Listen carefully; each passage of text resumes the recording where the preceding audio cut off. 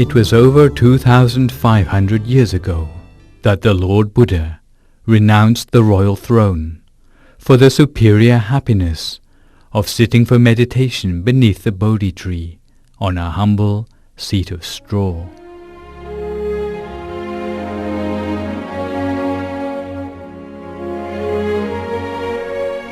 It brought him greater happiness to restrict himself merely to 3 pieces of saffron cloth, rather than to don the finery and precious crown jewels of the royal palace. To him, the unpredictable food offered by lay people brought him more happiness than all the delicacies of the royal kitchen.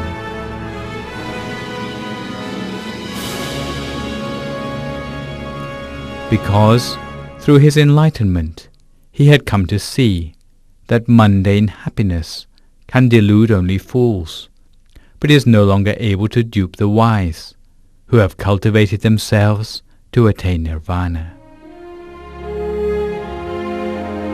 Seeing life and the world according to reality, the Lord Buddha knew that the ultimate happiness could be gained only by living the life of a monk, by virtue of the mental mastery and altruism brought by a monk's purity, liberation, and providing a supreme refuge to the rest of the world.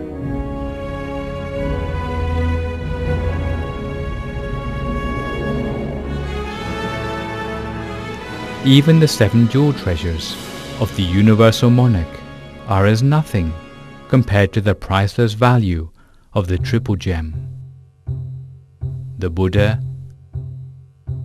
the Dhamma, and the Sangha.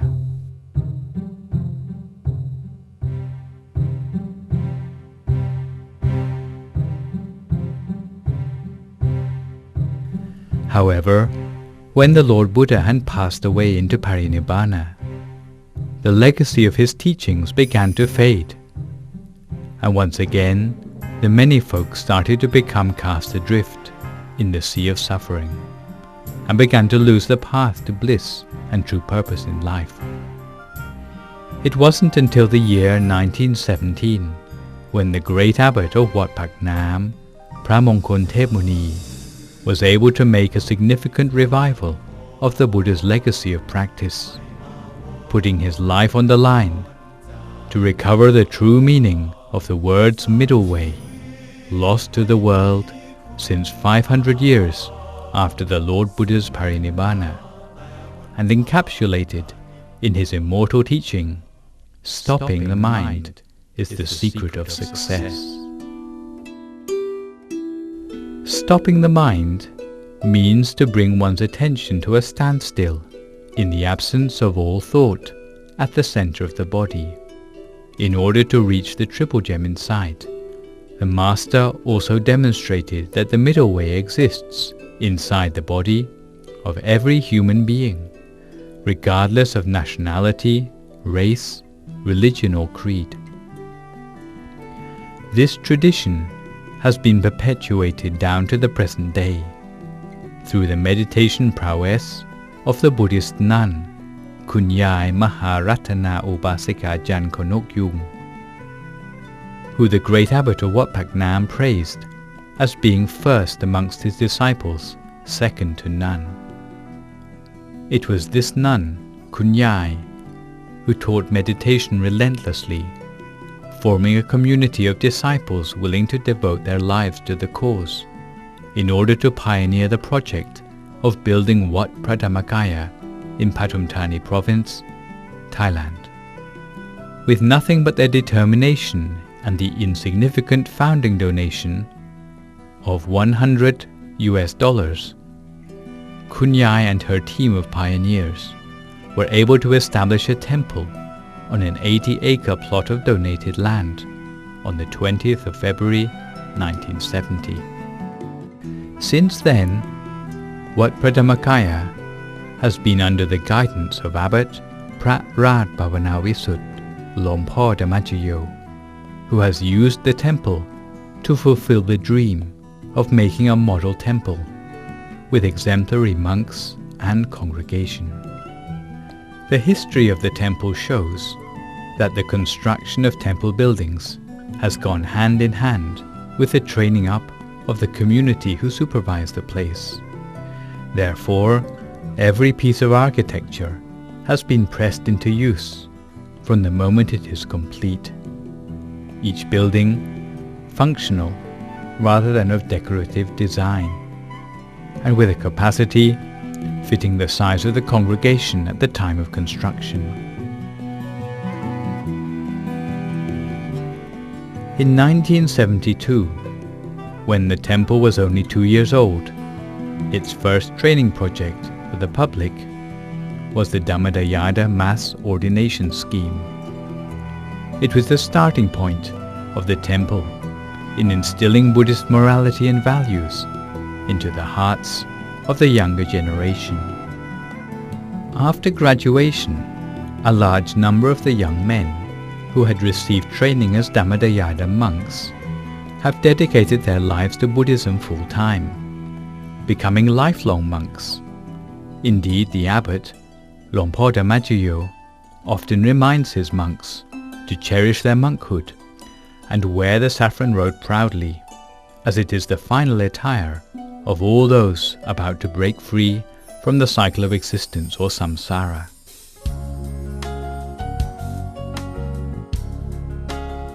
The spreading of Buddhism throughout the world is a task too great for any one person or one organization to manage alone. Thus, it is only through the Dhammakayas, literally the heirs of the Dhamma, and their unwavering devotion, that Buddhism can continue to prosper. Thus, over the course of many decades, the success of the temple and the success the temple has brought to Buddhism has all derived from the dedication of monks, novices, resident laymen and laywomen with a life's commitment to celibacy, who have dedicated all their strength of body and mind for the benefit of the religion.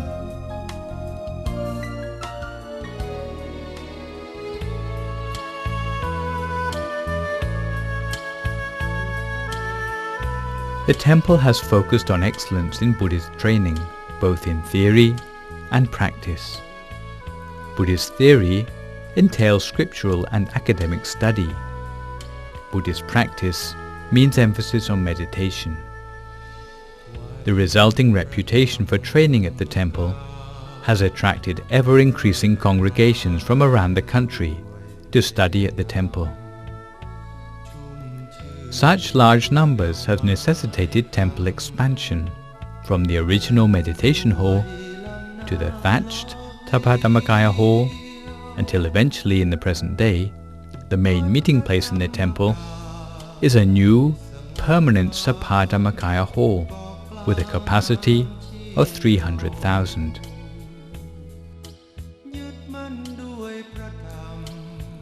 All along, the temple has given the utmost importance to the training of exemplary monks, who can be the models and teachers of good morality for the rest of society.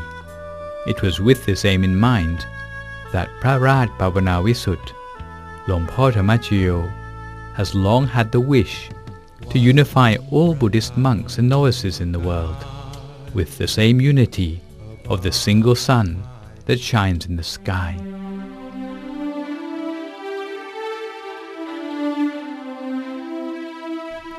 This was the inspiration to build the Dhammakaya Chettiya, a pagoda designated to last for 1,000 years, to bring together all Buddhists of the world and return the Sangha to the esteemed harmony it enjoyed during the time of the Lord Buddha.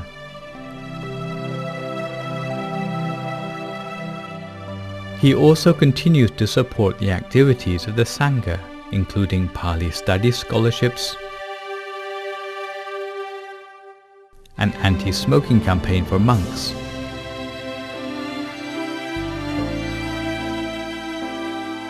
and a monastic leadership training course run throughout the year.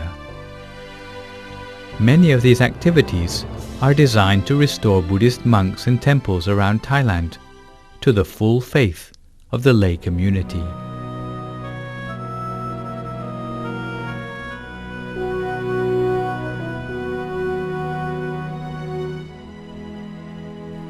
What Dhammakaya sees meditation as the core of Buddhist practice and wishes to support monks to lead the Buddhist community towards world peace based on inner peace of meditation experience.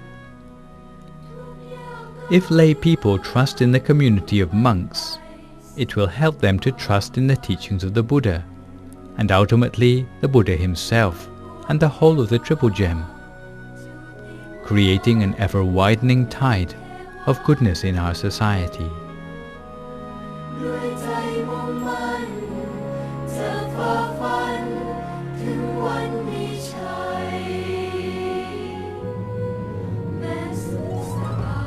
In the year 2007, Wat Dhammakaya wishes to play host to members of the Buddhist monastic community from all Buddhist denominations worldwide to turn a new page of Buddhist history by inviting up to 1 million Buddhist monks, novices and lay people to congregate at Wat Dhammakaya in Patumthani province, Thailand.